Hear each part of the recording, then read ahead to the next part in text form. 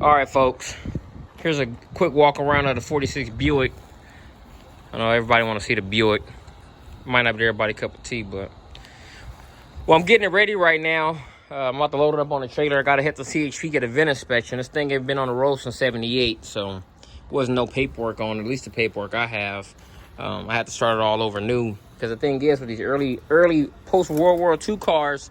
the VIN numbers, it was actually serial numbers, was the motor. So the motor ID number was the one that was on the title, right? So if you swap the motor out, you were supposed to go to DMV and get that serial number updated. Well, not everybody did that.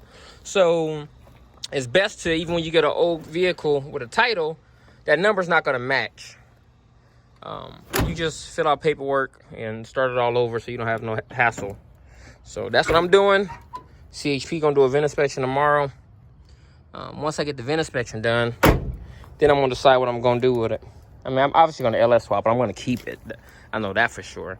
But this damn dent happened. I took it off the trailer when I got it, and the strap wasn't secured, and it rolled off into my Silverado. Well, good thing is, though, it's not nowhere else, not on the car, it's on the deck lid. And obviously, this can get popped out, so let's see what kind of goodies in the trunk. Ugh. So as you can see here, you can't even see that, right? So that didn't easily pull out. A lot of old stuff in here. What? Gas tank, tires, coil springs.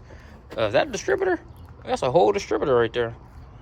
Yeah, I'm about to pull it out so we can take a look at that. Let's see. Yeah, it's old Buick one, huh? Let me see.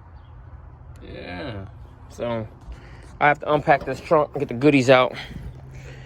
Half the stuff, I mean, really most of the stuff I ain't even gonna use. I mean, I might use the gas tank. The rear end was already swapped. It has a Cadillac rear end in it.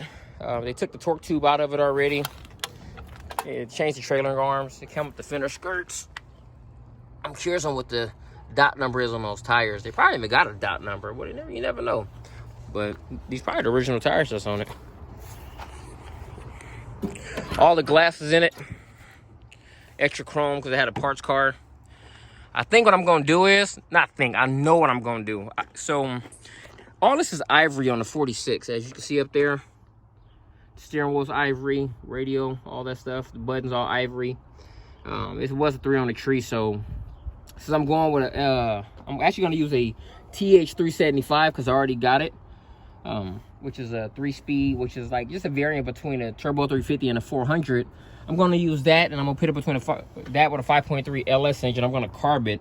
I'm going to change that steering column out. Just put, you know, some new aftermarket type of steering wheel in there. Unless I can find like one off a 48 Buick, which is actually black leather versus the ivory, because I'm not going to find an ivory. All this is just going to be straight maroon. All maroon. The whole back seat, this couch, all that's going to be maroon. And I'm going to paint the outside of it white and maroon. Let's see. Here's something cool about these old Buicks. A lot of people don't know this. I mean, I didn't know it at all either. Look at the keyhole. See the keyhole back there? So, had a lot of cool stuff in the glove box. I mean, had the original paperwork in here from 1978, so...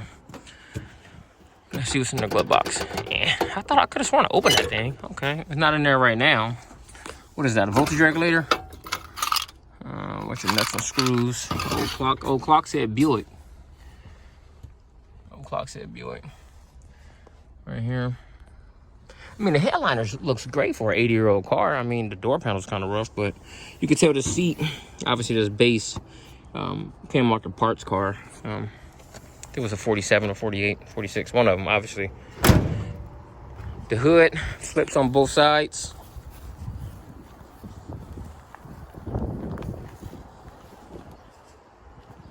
It's called a bomb sight, I believe they called it, on a Buick's bomb sight. They changed a little bit of the grille with the 47. I mean, the thing is, I don't know enough about these, but I do know on the 47, 48 on my research, all this was integrated into one. The 46 is the only one that's like this. It's a Buick 8. But with the Roadmaster, it said Roadmaster in the front. This says Super. So, I mean, who knows, right? Maybe this is a Roadmaster. I do know the Roadmaster had a different motor in it. But who cares at this point? I mean, I ain't going to be able to find another one. The goal of it is when you buy old cars like this, you got to make sure they're complete. You really got to make sure they're complete. And I'm talking about from an exterior, external standpoint, like the chrome, the panels, glass, things like that. Because if that stuff missing, it's going to be a pain in the rear to find it, right? Even like the bumper. I can get that chrome or get it painted. A little crack right here. And the marker lens. These are just straight glass. I see those on eBay, right? So that's an easy get. I got all extra chrome and stuff. I'm not going to sell that stuff. Look at the wipers on this thing. Super small wipers. They got this type of stuff on eBay, but I mean, for what it is, I'm gonna enjoy it, get it running and go. I don't see nobody with a Buick. I mean, you do see them, but it is what it is. So, all right, everybody.